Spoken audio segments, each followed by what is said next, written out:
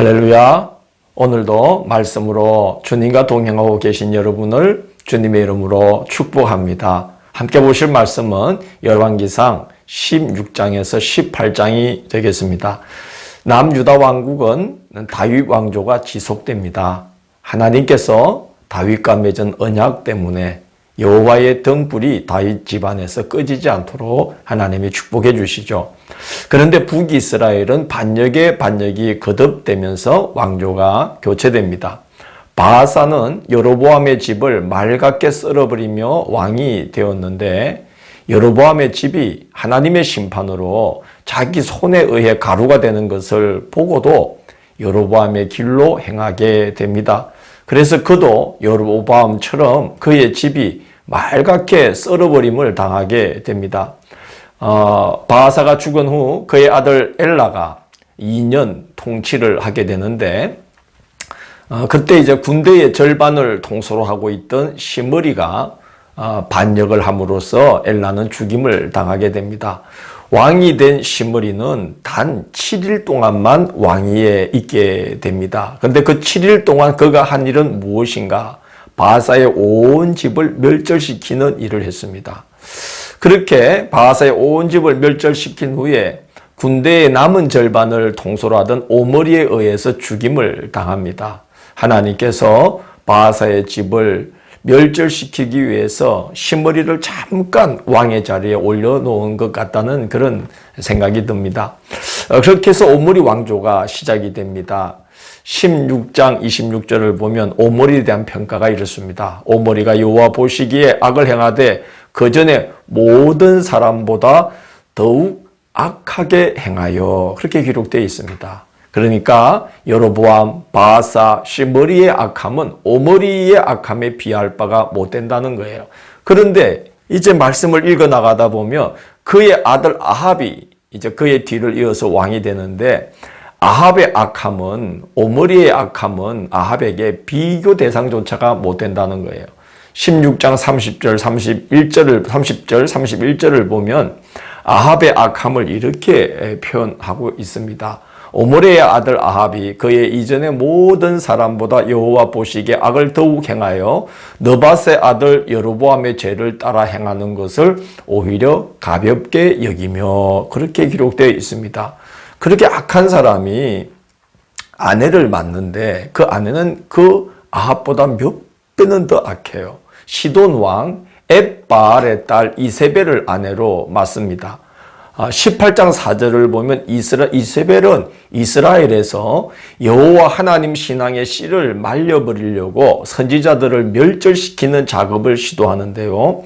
아합의 국내 대신으로 하나님께 헌신된 오바댜가 선지자를 100명 숨겨주지 않았다면은 여호와의 선지자들은 씨가 말라버렸을 정도로 이세벨은 여호와 하나님 신앙을 멸절시키려고 합니다. 그래서 아합과 이세벨로 인해서 이스라엘은 바알과 아세라 숭배에 깊이 빠져들게 되죠.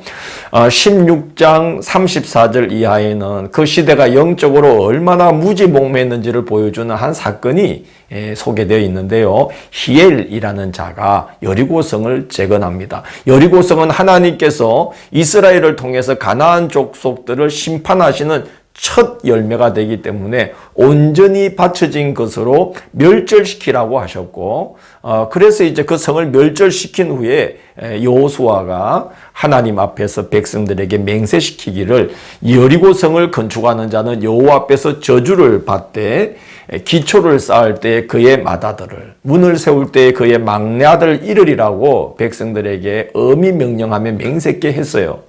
그런데 아합과 이세벨로 인해서 우상 숭배가 만연하고 여호와 하나님 신앙이 희미해져 버리니까 그런 맹세가 있는지조차 모르게 되었던 거죠. 그래서 히엘이 여리고성을 재건하다가 맏아들과 막내 아들을 잃는 사건이 기록이 되어 있습니다. 그만큼 영적으로 무지몽매한 시대가 되었다는 겁니다. 여호와가 하나님이신 줄도 모르고 바알과 아세라를 하나님이라고 섬기고 있으니까 하나님은 이제 아합과 이세벨을 대적하여서 여호와가 하나님이심을 나타낼 선지자를 준비하십니다. 그의 이름 자체가 그의 사명이고 그의 사역이고 하나님의 소원이죠. 엘리, 하나님, 야, 야훼, 여호와, 엘리야, 여호와가 하나님이시다 하는 것을 아주 이 엘리야는 자기 이름에 딱 하니 새겨놓고 사역을 하는 것이죠. 17장을 보면 하나님께서 엘리야를 준비시키는 내용이 기록되어 있습니다. 무슨 준비냐? 하나님만을 전심으로 의지하게 하는 훈련을 시키시는 거죠. 수년 동안 비도 이슬도 없을 거라고 아합에게 하나님의 심판을 경고한 후 엘리야는 도망을 칩니다. 두려웠던 거죠. 선지자라도 그렇게 두려워할 수밖에 없는 그렇게 잔악한 아합입니다.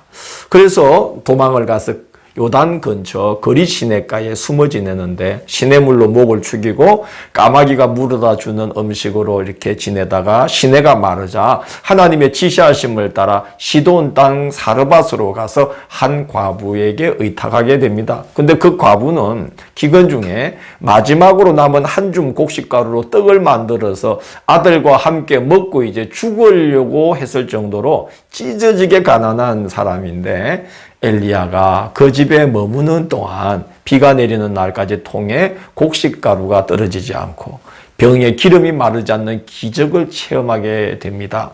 여호와는 그런 시대에도 또 이스라엘에서만이 아니라 이방 땅 시돈에서도 여전히 살아계셔서 역사하시는 참 하나님, 오직 한 분 유일하신 하나님이심을 엘리야는 두 눈으로 똑똑히 목격하게 되는 것이죠. 18장은 엘리야가 바로 그 하나님 한 분만을 의지하고 아합과 이세벨 앞에 서고 450인의 바알 선지자와 400인의 아시라 선지자들을 홀로 상대하는 사건이 기록되어 있습니다. 18장 30절 이하를 보면 엘리야가 무너진 여호와의 제단을 수축하는데요. 참 어떻게 보면 가슴 아픈 현장이죠. 무너져 방치되었던 여호와의 제단을 수축하는데 야곱의 아들들의 지파의 수요를 따라 돌 12개를 취한 후에 여호와의 이름을 의지하여 그 돌로 제단을 쌓았다고 기록이 되어 있습니다. 모든 이스라엘 지파가 여호와 하나님 신앙을 온전히 다시 회복하기를 간절히 기도하는 마음으로 돌 12를 택하여서 무너진 여호와의 제단을 수축을 한 것이죠. 18장 36절에는 바로 그 엘리야의 마음이 담겨있는 엘리야의 기도가 기록이 되어 있습니다. 주께서 이스라엘 중에서 하나님이신 것과 내가 주의 종인 것과 내가 주의 말씀대로 이 모든 일을 행하는 것을 오늘 알게 하옵소서. 그렇게 기도를 합니다. 하나님께서 기도에 응답하셔서 불로 임하십니다. 백성들이 너무나 놀라서 엎드려서 외치기를 여호와 그는 하나님이시로다. 여호와 그는 하나님이시로다. 엘리야후 엘리야후라고 엎드려서 고백을 하게 됩니다. 이 승리의 사건에 더하여서 간절한 기도의 응답으로 오랜 가뭄 끝에 비가 내리게 되는데 엘리야가 얼마나 기쁘고 성령이 충만했으면 아합의 마차보다 앞서 뛰어가면서 이스라엘 편까지 아합의 마차보다 앞서 달려갔다. 그렇게 기록되어 있습니다. 기쁘고 성령이 충만해서 마차보다 빨리 달렸던 것이죠. 아마 비를 막 맞으면서 그죠? 그 옷자락을 막 휘두르면서 여호와는 하나님이시다. 그러면서 이제 엘리야후 엘리야후 그러면서 이제 막 뛰어갔겠죠. 여호와 하나님의 역사하심이 우리 삶을 통해서 그리고 이 세상 가운데서 깃발처럼 여호와 니시로 우뚝 세워지게 되는 것. 그의 백성된 우리 성도들의 기도와 소망과 기쁨이 거기에 있는 것 아니겠는가 하는 생각이 엘리야를 보면서 들었습니다. 여호와 니시, 여호와께서 하나님으로 그 깃발이 우뚝 세워지는 그런 역사가 우리 삶을 통해 또 이 세상 가운데서 나타나도록 엘리야처럼 기도하면서 살아갑시다. 내일 4월 24일 토요일은 열왕기상 19장 20장을 엘리야를 일으켜 세우시는 하나님이라는 제목으로 살펴보겠습니다. 오늘도 함께 해주셔서 감사합니다. 기도하겠습니다.